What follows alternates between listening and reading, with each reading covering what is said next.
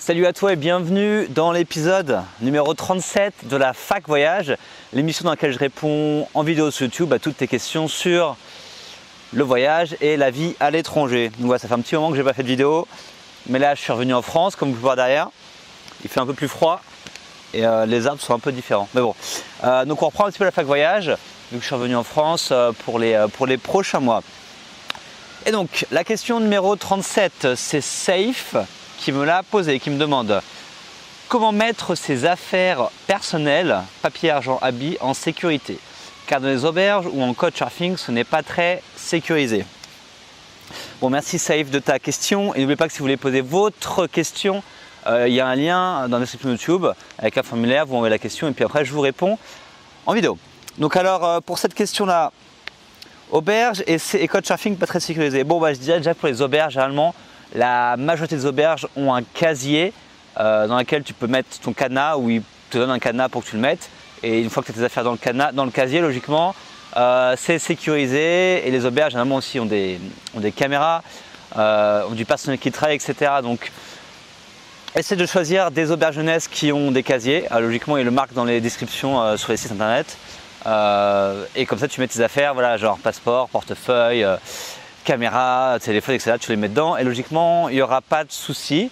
Donc laisse rien traîner dans ta chambre que tu pourrais te faire voler, parce qu'effectivement on ne sait jamais avec qui on dort dans les auberges de jeunesse.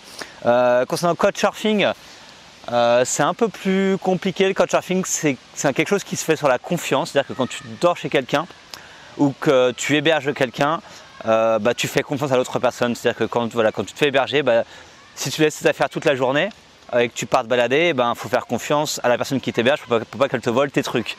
Bon, ça après c'est détectable assez facilement quand tu rentres et que tu vois un truc qui te manque, tu le vois. Et dans le même sens, quand tu héberges des gens en couchsurfing, faut faire confiance à ce que les gens qui dorment chez toi te volent pas les trucs. Mais bon, moi en 9 années de voyage, j'ai eu au moins peut-être entre 50 et 100 expériences de couchsurfing des deux côtés et jamais eu aucun souci. Donc on peut toujours tomber sur la mauvaise personne au même moment, mais généralement ça se passe plutôt bien. Et sinon, donc quelques conseils sur la partie sécurité. Je pense déjà, une première chose, c'est vraiment de diviser tes choses. C'est-à-dire que si tu as deux cartes bancaires, tu mets une carte bancaire à un endroit et l'autre dans un autre endroit. Si tu as de l'argent, tu vas diviser ton argent en deux. Si tu as des objets précieux, tu vas peut-être mettre ta caméra et ton téléphone quelque part, et de l'autre côté tu vas peut-être mettre ton argent. Donc c'est toujours mieux de diviser les choses, parce que si tu te fais voler, que ce soit dans la rue ou que ce soit dans une auberge, etc., si tu devais voler quelque chose, tu ne te fais pas tout voler. Ça c'est un précepte que je dis beaucoup dans mes bouquins. Comme ça, voilà, en divisant, notamment pour l'argent, c'est surtout pour l'argent, les cartes bancaires, on diminue les risques, parce que si on se fait voler, il nous restera toujours quelque chose pour s'en sortir. Et ensuite, il y a une deuxième chose que je voulais parler là-dessus, c'était les objets qui pouvaient vous aider un petit peu dans la sécurité. Donc il y en a plusieurs. Le cadenas, j'en ai parlé, donc qui permet justement quand il y a un casier de pouvoir mettre en sécurité vos objets.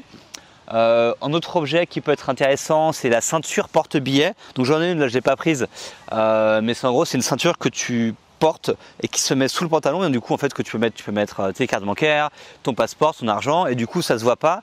Et si tu te fais par exemple agresser dans la rue, tu donnes juste de l'argent que tu as dans ta poche, tu as un petit peu d'argent, ou tu donnes ton portefeuille, et voilà, le mec il va voir qu'il y a un peu d'argent, il va le prendre, mais il va pas aller chercher, on va dire, dans ton slip pour voir si tu as de l'argent dedans, parce qu'il est caché. Donc moi je faisais ça en Amérique du Sud de temps en temps. Quand je me baladais d'un point à un autre et que je devais avoir de l'argent avec moi, etc., ou mon passeport, je mettais mon passeport, mon argent, la majorité de tout ça, mon argent, dans la ceinture. Et du coup, comme ça, s'il m'arrive un souci, je donnais ce que j'avais et je gardais le plus important avec moi. Donc voilà pour les objets. Et un dernier objet qui peut être pas mal, j'en ai pas, mais j'envisage d'en acheter, mais je sais qu'il y a pas mal de voyageurs qui voyagent avec ça. C'est une sorte de grand fil, je crois que c'est PackSafe qui fait ça. Je mettrai un lien à Amazon, et en gros ça permet en fait de lier, par exemple si tu dois laisser ton sac à dos quelque part, ça permet de lier ton sac à dos à quelque chose. Par exemple, je suis sur un banc, si je voudrais laisser mon sac à dos et aller courir pendant quelques minutes, je pourrais très bien mettre mon sac à dos, le lier avec le PackSafe au banc. Comme ça, si quelqu'un veut me voler mon sac à dos, faut qu'il coupe le truc, ou faut qu'il prenne le banc. Enfin, c'est un petit peu compliqué.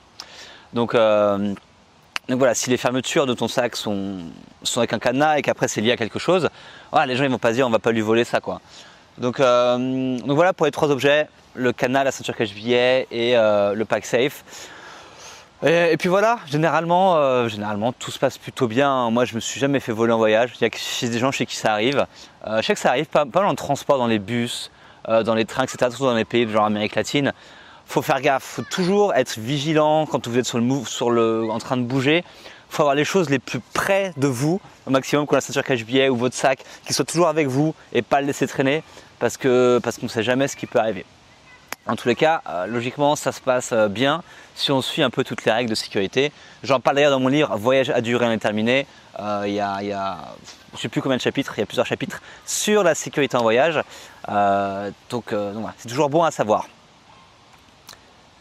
Voilà, c'est tout pour cet épisode 37. On se retrouve très vite pour le prochain épisode. À bientôt, ciao.